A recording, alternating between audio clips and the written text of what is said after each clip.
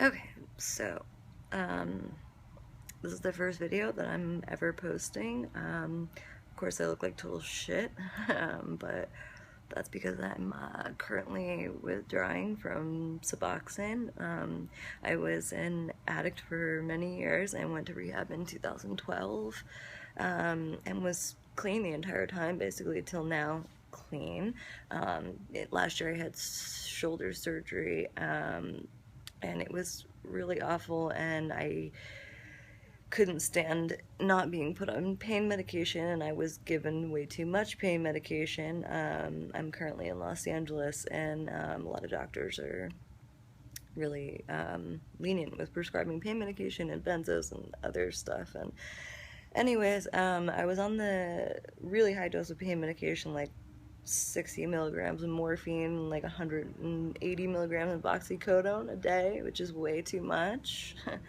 And I was also getting like Vicodin and other stuff in between. Then I had surgery on my mouth, and it was basically a struggle for some months. And then I went to an addiction specialist after talking to my doctor.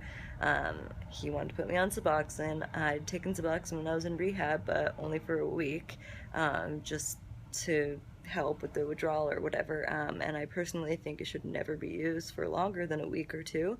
My addiction specialist doesn't even know that I'm detoxing right now, because I just skipped my last appointment because I was sick of him telling me that I was going to have to keep taking it for this long amount of time, and or maybe forever, who the hell knows. But we all know that's a bad decision, and if you don't, it is a bad decision. You shouldn't be on Suboxone long term. It's a terrible drug. The withdrawals last way longer than any other opiate, even heroin, methadone, whatever, just as painful and stretched out longer, and the withdrawals don't even start until after 3 days, so kind of fucks with your head. And then people talk about pause, which happens. Not bad for everybody, but it's pretty bad for me because I already suffer from anxiety and depression. So basically what's the worst for me is the anxiety and the restless legs and the insomnia. Already an insomniac as well. So this is my 7th day, so I'm doing a lot better than I was yesterday and the day before. Last night and then this morning actually was the worst that I felt. I was really nauseous and throwing up all morning. I still can't eat anything. But what I have been doing is a ton of research, really for the past year and a half anyways, but I prepared my body for the detox a couple months before I even did the taper. Started exercising every single day, started taking a really strict vitamin regimen, started just doing any type of research that I could to find what would help with the withdrawal symptoms. I am prescribed Xanax for panic attacks and sometimes for sleep. I don't take them every day and never have. Don't really like how it makes me feel. It makes me tired. They're a godsend right now, obviously, because they keep my heart from pounding. They keep me from shaking. I still have cold sweats. Right now, that's the worst symptom that I have, still is cold sweats. Really bad stomach pain, too. I actually, surprisingly, haven't really had any diarrhea, and I just started taking Imodium yesterday, and I'm pretty sure it's because I haven't really eaten any food. I've just been pounding water and real fruit juices, carrot juice especially, mango juice, some green juices. Really do your research on what specific vitamins can help with the withdrawal process. I mean, I take a ton of supplements every single day. Seems ridiculous, but I swear it's been helping me. I force myself to do an hour of like sweat till I'm about to throw up exercise every single day. Sometimes I do throw up, but it helps so much. And even right now, I'm really anxious, and I kind of feel like I'm going crazy because time goes by really, really slow. And right now, I'm so thankful that I was able to actually get a really nice hotel room about 40 minutes away from where I live in Hollywood. My father helped me with it. I'm going to pay him back. Thanks, Dad. But being alone in the beginning is not a great idea. You need support. Being alone for a few days, I think, when you feel the worst is okay, as long as you still have some communication with people. Talk to your doctor. If you have a counselor and you can call them, do that. Do anything you can to take your mind off of it, because just laying and dealing with the symptoms and thinking about it will make them worse.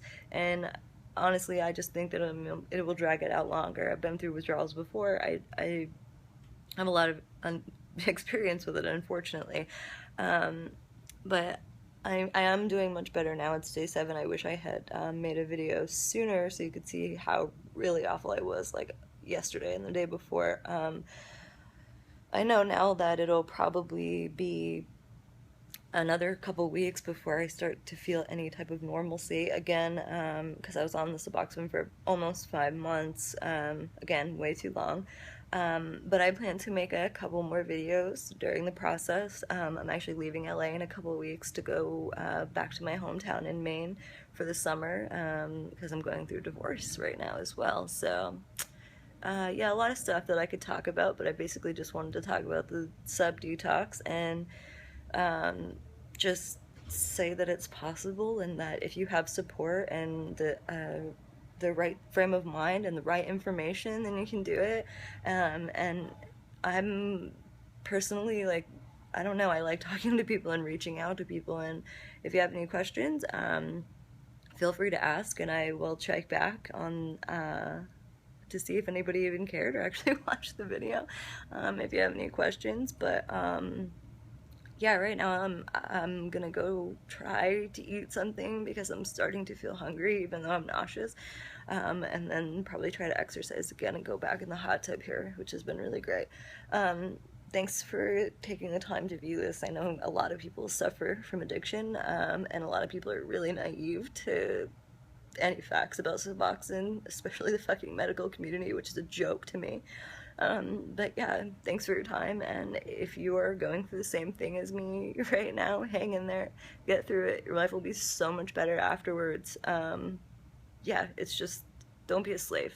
Don't be a slave to drugs. Enjoy your life. Get your natural endorphins back, and then you can really be happy, because, yeah, so, thanks again for watching.